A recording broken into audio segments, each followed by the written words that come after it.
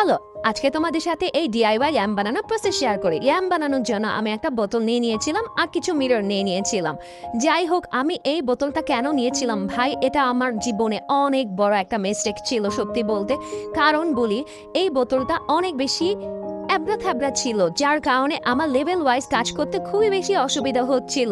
আমি যখন মিরর গোড়া বসাচ্ছিলাম, এই উঁচু নিচু হওয়ার কারণে আমি সোজা করে বসাতেই পারতেছিলাম না। তোমরা যখন কাজ করবে তোমরা হচ্ছে গিয়ে একটু সোজা আর কাজ কম আছে এমন মিরর নেবে। যখন নিচের দিকে আসতেছিল তখন ফাইনালি আমার মনে হচ্ছিল যে না, আমি কাজটা করতে পারবো। আগে তো আমি বিশ্বাসই করতে পারতেছিলাম না। আর যখন নিচের দিকে আসলো এবং আমি কাজটা শেষ করলাম, আমার মনে হচ্ছিল ভাই আমি অনেক কিছু অ্যাচিভ করে ফেলেছি আমার লাইফে, কাইন্ড অফ। এবং যখন আমি এটার ভিতরে ফেরি লাইট দিলাম, এটা এত বেশি জোস লাগতেছিল।